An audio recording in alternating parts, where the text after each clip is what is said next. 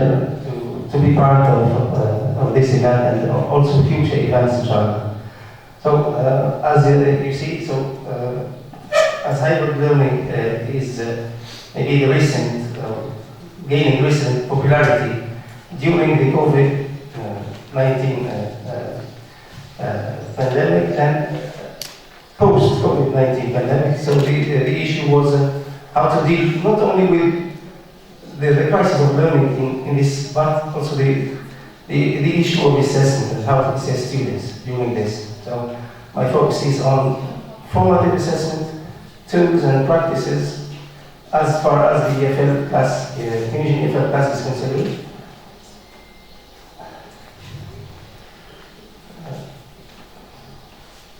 So the objectives, so I'm going to first present the rationale, theories, benefits, theoretical background behind hybrid learning and SSE assessment in hybrid learning contexts, focusing on formative assessment, the tools used, ideas for practical applications of hybrid learning in secondary EFL class. So what's hybrid learning? The second is the assessment issue in HL learning. The key digital tools applied in this context, gaining then feedback from students in terms of their perceptions of this experience, and concluding with reflecting and recommendations for the Tunisian context. So the purpose of this study is first to investigate the implementation of a number of tools, web resources, mobile learning apps that can be used for assessment purposes in hybrid learning space, and also to examine the learner's perceptions in respect to the use of both the tools on-site, in person, face-to-face, and online, and of course in a hybrid space.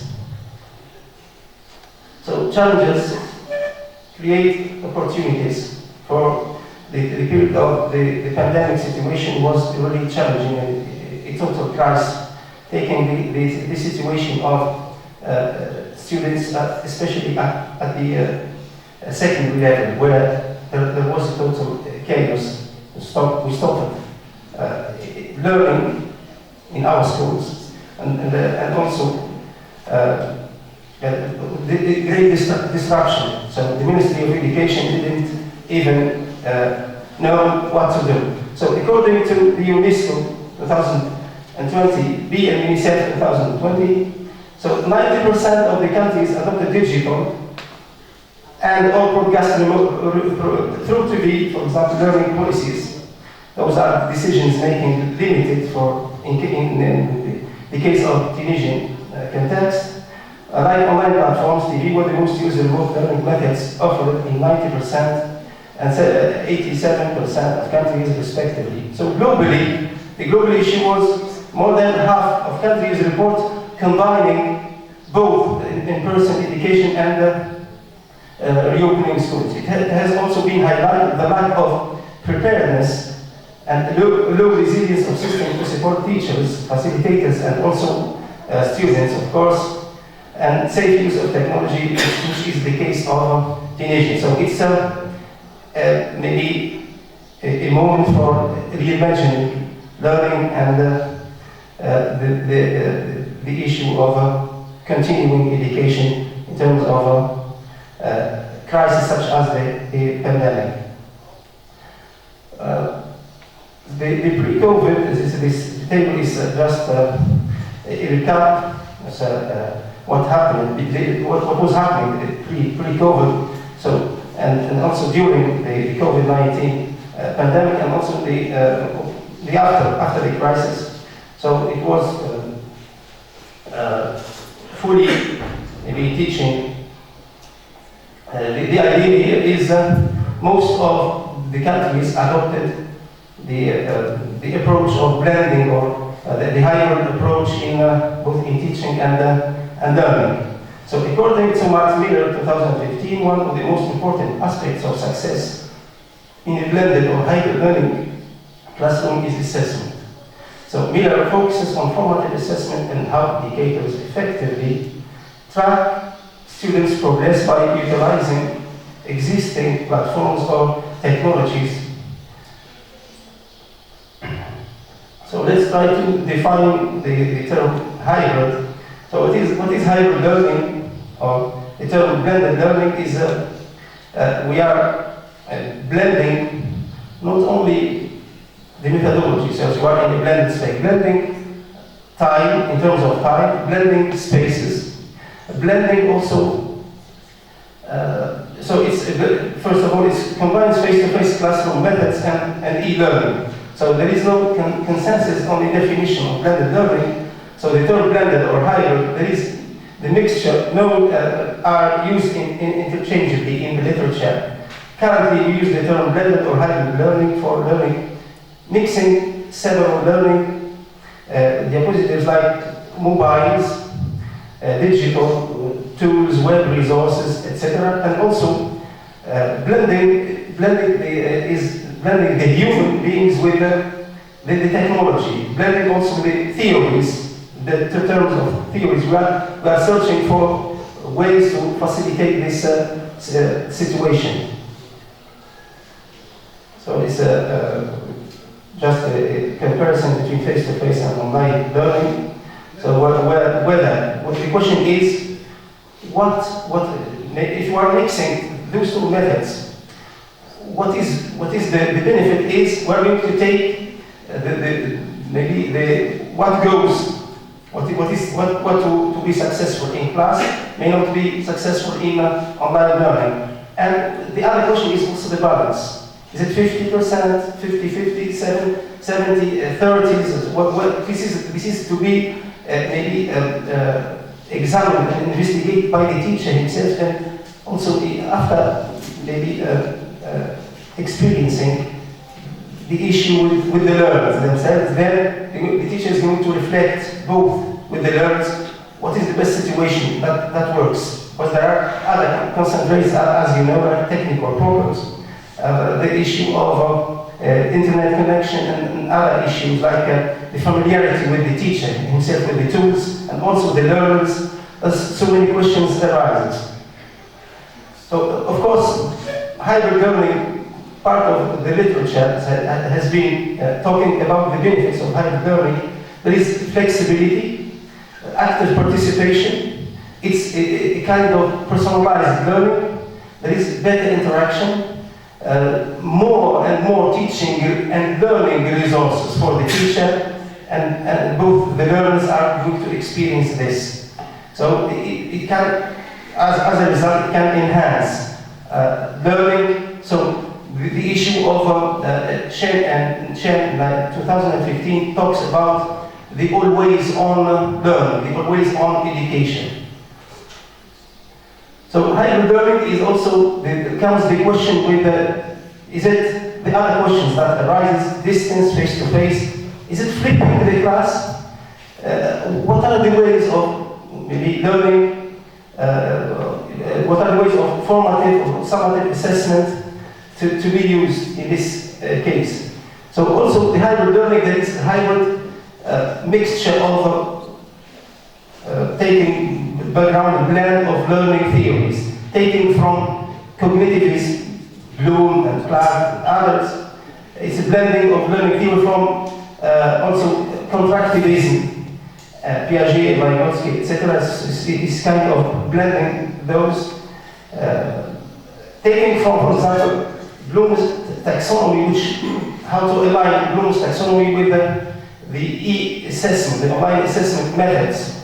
So there are the normal methods of face-to-face, if you like, assessment or evaluation. In terms of knowledge, we can use what methods can be used. It's multiple choice, true or false, matching, filling the blank, short answer, etc. In terms of comprehension, simulations, animation, tutorials, application, how to apply this, multiple choice, short answer, etc. Analysis and evaluation. There are plenty of, as we're going to see later on, there are plenty of tools that can be easy to use for those and just to be determined by both the learners and the teachers. As you know, the term assessment goes to broad terms as formative and summative. And in this study, in this paper, I'm gonna just focus on the formative assessment because it's the end is focusing on the continuous process of learning. So yeah, our end in any educational system is the continuity of learning wherever, whenever, and using, of course, the great available tools online. So it's simply putting its assessment, formative assessment is an assessment for learning. So why online learning is great, as you know, it's anytime, anywhere, it's quick marking the results. So we're going to see if time allows free tools, quick tools, easy tools to use, and the teacher can get feedback and use the data to enhance and to improve future. So it's fun, creative, interactive, as if the learners are not learning. It's also game-based. They are just maybe learning by doing, learning by playing.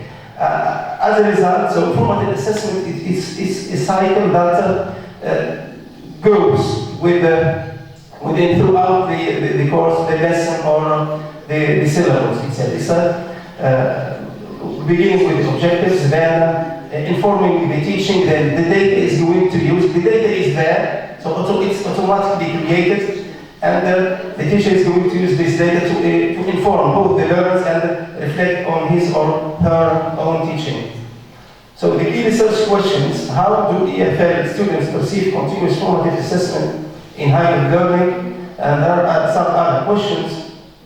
So population and research instruments used with 60 EFL students participated in this research. So I used both a questionnaire, focus group interview, was adapted from questionnaire, includes the scales, 15 items, monitoring, scaffolding, and the student involvement items. The focus group interview is reflecting on the experience of the learners themselves. 3 questions were asked to gain more data, verbal data from the students themselves. Data collection procedures: the students in the prison studied through face-to-face approach, per word report, etc. Then the online tools are used to supplement learning using a number of digital tools like Padlet, quizzes, word wall, live worksheets, learning apps, and other. So they are, after the experience, they are given the questionnaire with them, followed by the interview. So the results of this is from the scaffolding.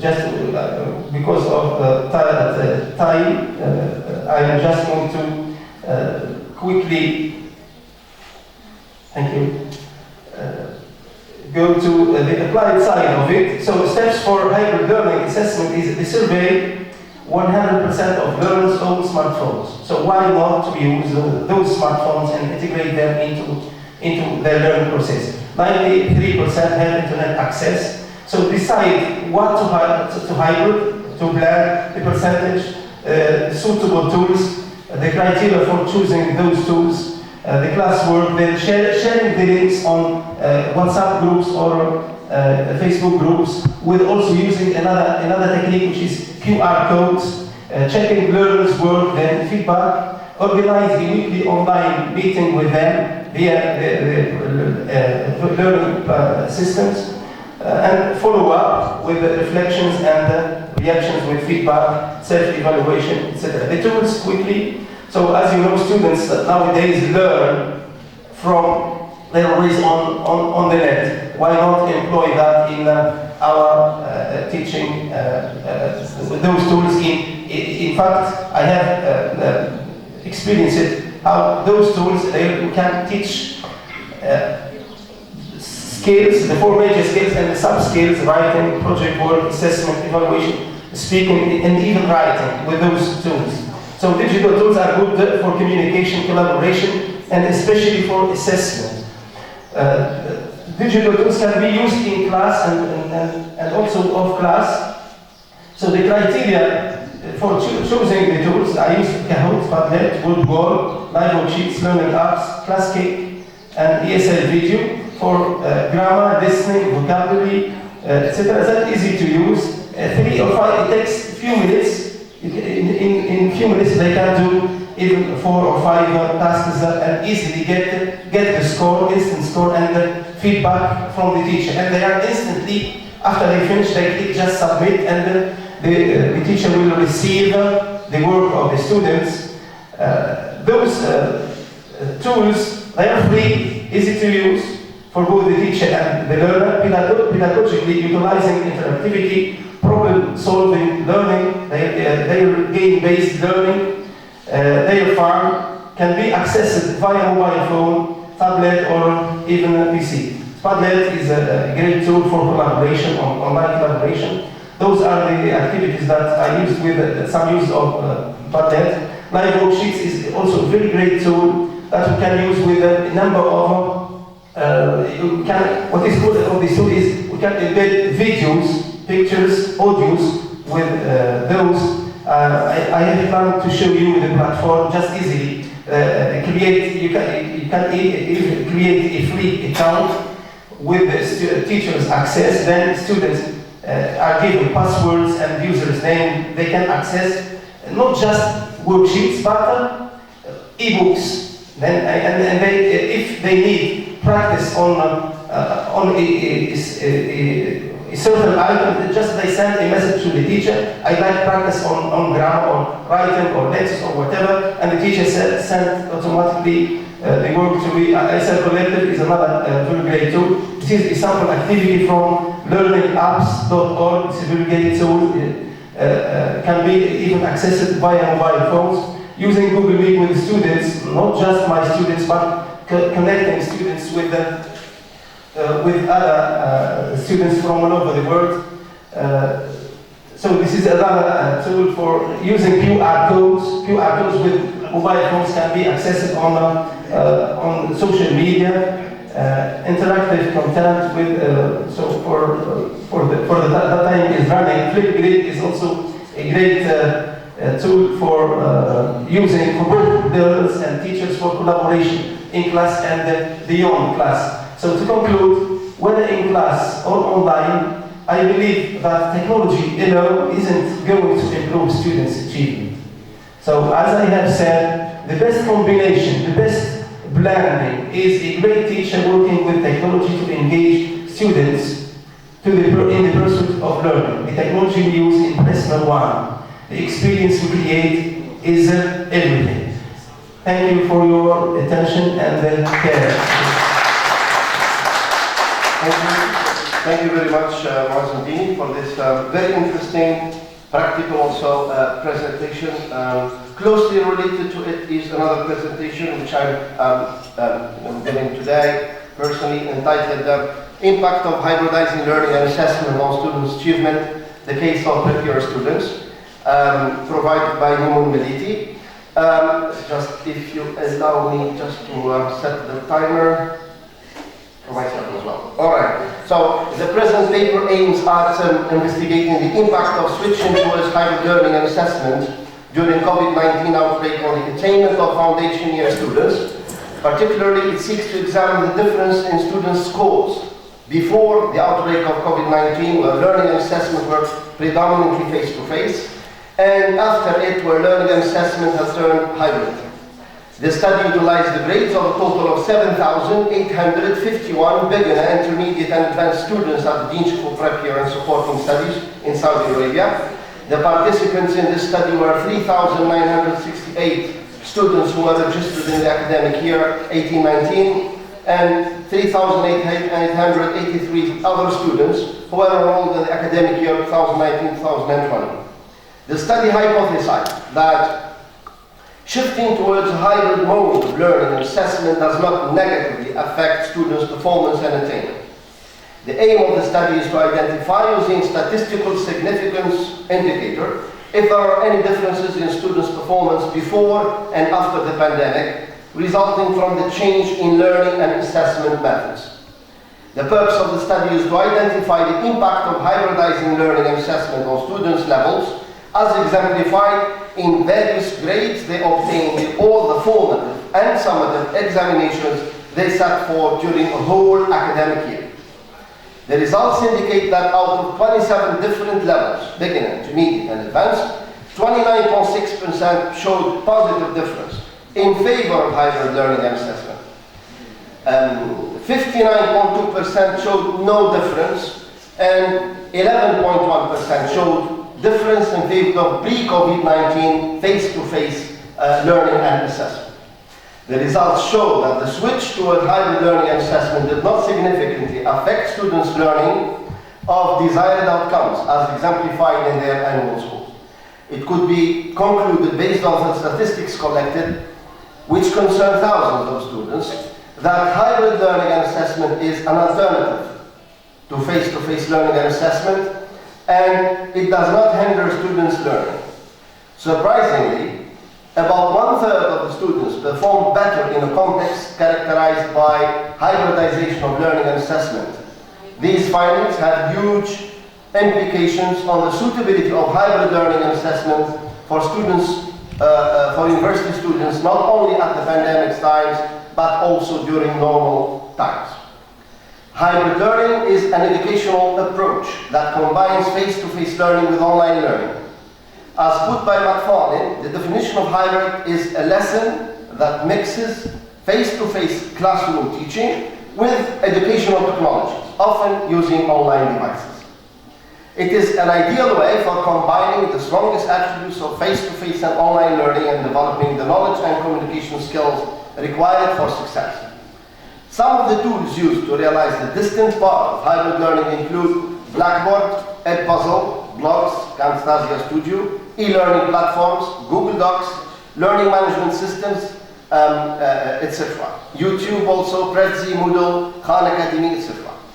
The target population of the present study makes use of an e-learning platform and Blackboard to ensure online learning. Initially, the approach has been adopted to facilitate learning for students and deal with their online learning related anxiety.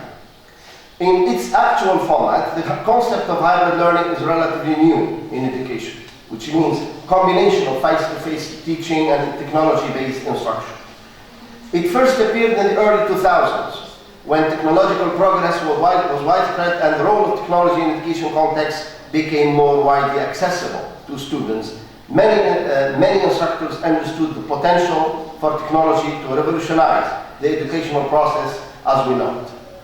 Online-only learning was found in some studies a hindrance, as students felt the absence of direct interaction with peers and faculty members. Other disadvantages of online learning documented comprise students' anxiety, students' frustration and confusion, high student attrition rates, and the need for greater student engagement, self-control, and time commitment. Several educational systems have advanced dramatically in recent years. Government institutions, academics, and specialists have developed numerous techniques and avenues to improve educational quality, accessibility, and availability. Until 2020, it would have seemed far-fetched to suggest that learning would take place online, with students and professors avoiding classrooms. However, due to the unprecedented global crisis produced by COVID-19 pandemic, hybrid learning and assessment has become a reality in various educational systems around the world. Throughout the course, the integration of technology and education was rethought, reinterpreted, and reshaped to ensure that learning continues even if schools are closed. Larson and Song 2009 study revealed that there was no significant difference between the three ways of teaching, online, traditional, and hybrid, in relation to student achievement. This could be interpreted by the fact that regardless of the mode used, students do manage to reach the learning outcome set, but with diversification of modes and hybridization of approaches, learning becomes more efficient. Boyle et al. Analyzed that the effect of hybrid learning on learners by comparing a hybrid learning environment to a traditional learning one. The success percentages for learners in the hybrid course improved by 23%, compared to the success percentage for students taking traditional classes taught the preceding year. This rate is remarkable considering the fact that the content taught is the same. Although e-learning provides numerous benefits, it also has several drawbacks. It cannot take the place of classroom interaction. Face-to-face learning offers the necessary social connection for learning. To put it another way, face-to-face interaction are crucial and should not be overlooked when learning. The present study seeks to enrich on issue of hybrid learning and its impact on students' attainment through investigating two sets of large number of learners taught and assessed throughout a full year. It is a comparative study that aims at examining whether switching toward hybrid learning during COVID-19 has negatively affected students' performance and realization of learning outcomes. A brief description of the procedure in this study. The present study investigated the grades obtained by students in their final exams during 2 academic years, before and after the pandemic. The scores obtained by students in reading, vocabulary, grammar, and writing were collected, analyzed, and compared in order to identify standard deviation in grades. Students of 2018-2019 academic year were different from those of 2019-2020.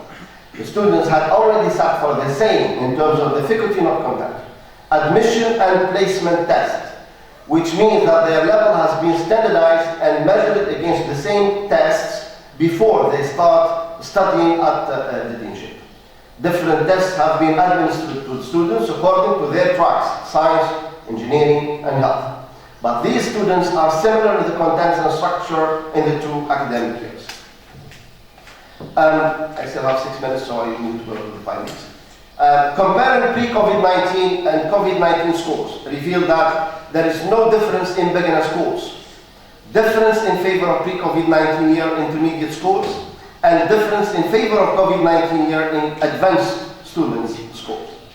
Considering the whole health track, for example, all the 3 beginner levels in all locations showed no difference between pre-COVID-19 and COVID-19 year.